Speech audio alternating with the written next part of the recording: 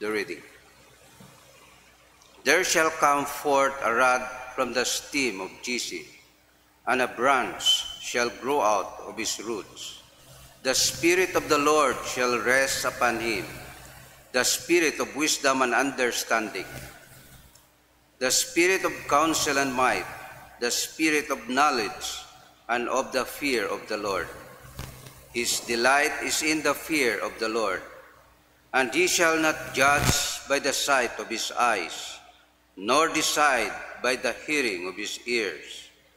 But with righteousness he shall judge the poor, and decide with equity for the meek of the earth.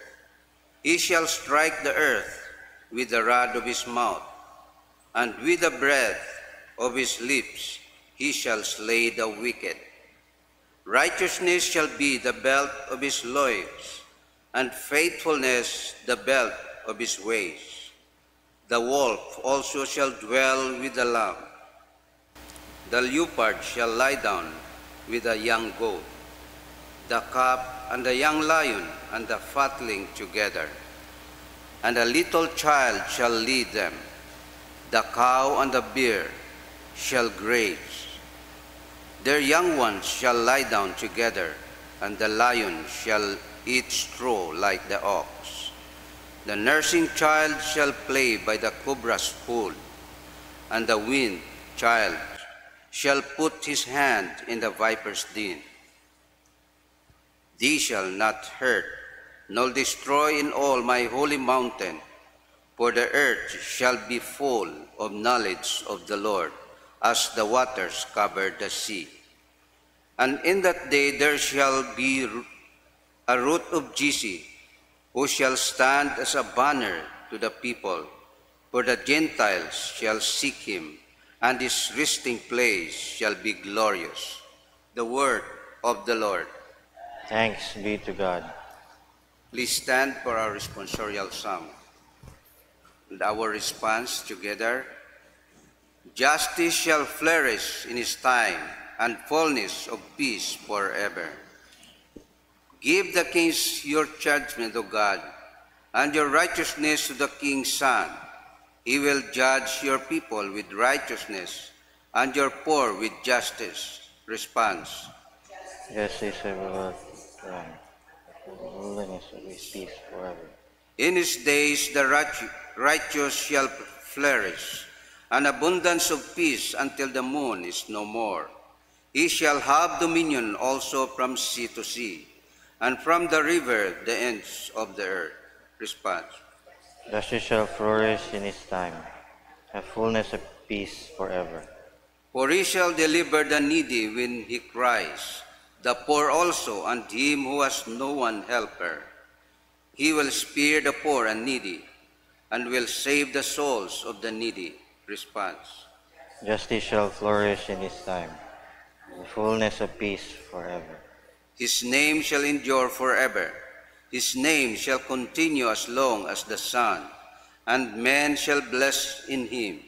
All the nations shall call him blessed. Response. Justice shall flourish in his time, and fullness of peace forever. Glory be to the Father, and to the Son, and to the Holy Spirit. As it was in the beginning, is now, ever shall be, world without end. Amen.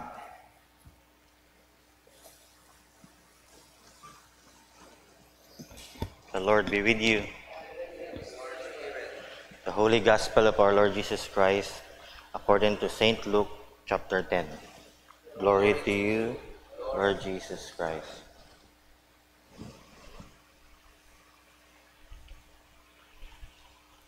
In that hour, Jesus rejoiced in the Spirit and said, I thank you, Father, Lord of heaven and earth, that you have hidden these things for the wise and prudent, and revealed them to babes.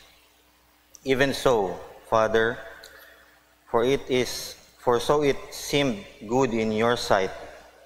All things have been delivered to me by my Father, and no one knows who the Son is except the Father, and who the Father is except the Son, and the one to whom the Son wills to reveal him. Then he turned to his disciples and said privately, "Blessed are the eyes which see the things you see.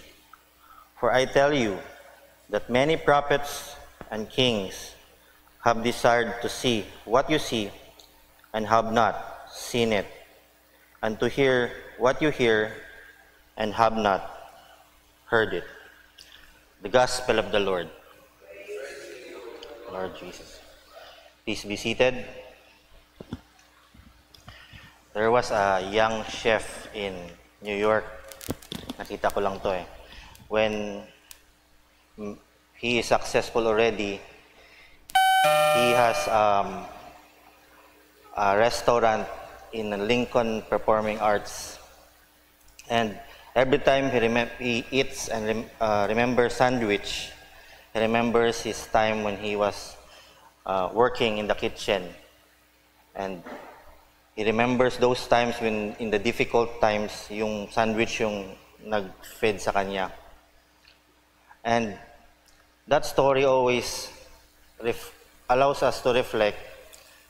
There are times in our life that we remember that no people could understand us, only you and God, that God revealed something to you, even as mere as sandwich or as mere as a blessing in your life. And every time you come to God, it is not a work or it's not obligation to you, because it is a response already for what He has given and revealed to you. When God revealed to you something in your life and you remember it, what I'm doing here is not about me, it's about Jesus, because He has given me this years ago. So I remember those years that He has given me, those things that He has given me. We have to realize sometimes, especially in times Advent, remember those times, just like here, God revealed something to you that no one else hindi na naging-reveal sa iba. I would like us to reflect meditate on the things that God gave you. Maybe it just your life allows you to live despite of the things that are happening, na nabuhay ka, and allows you to be grateful, allows you to be thankful. God would like us to remember those moments in our life. Kasi minsan nakakalimutan natin eh.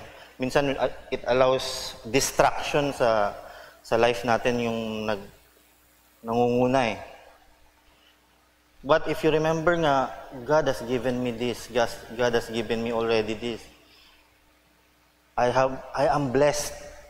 Sabi dito for I tell you, dito sa verse 23 blessed are the eyes, blessed, the word here is blessed. Blessed are the eyes which see the things you see. For I tell you that many prophets and kings have desired to see what you see, and have not seen it, and to hear what you hear, have not heard it. So I would like us to remember those things that allows you to see the Word of God, the truth of God, revealed to you alone, na naging totoo sa iyo, and you have an encounter with Jesus. You hear the voice of God. Those moments that you hear God so clearly, you have to remember. It allows us to be watchful kasi matatandaan natin eh. Today we also celebrate the memorial of Saint Francis Xavier, a priest, a Jesuit priest. The calling of the Jesuits are to missions gid. And friend sila ni Saint Ignatius, which the one who created the spiritual exercises, who is master in knowing the will of God. So si Saint Francis Xavier naman has this desire to do missions. Missions yung yung heart niya, yung binigay sa kanya ni Lord. So, nag-mission, yung final frontier niya sana is China. China yung final frontier niya. Yet, hindi siya nakapunta sa China. Before na makarating siya sa China, namatay siya.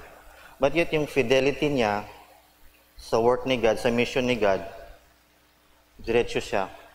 Kasi he always remember, just like the gospel, to see and to hear the things of God.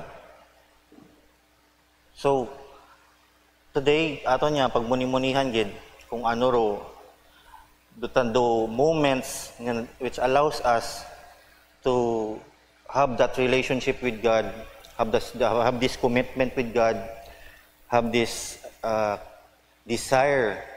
It starts with desire. You have that desire because you have an encounter with Him. Alive and living yung word niya sa'yo. Today, kailangan natin ma-remember yun. As we are being watchful, as we are being waiting, serving God to what He calls us to do, tandaan natin kung ano yung calling na yon, kung ano yung tawag na yon, ano yung moment na yon, ano yung voice na yon, at ano yung nakita natin na yon. Nani-reveal ka aton itato niya Ginoo in our life. Let us meditate on this. Amen. Please stand.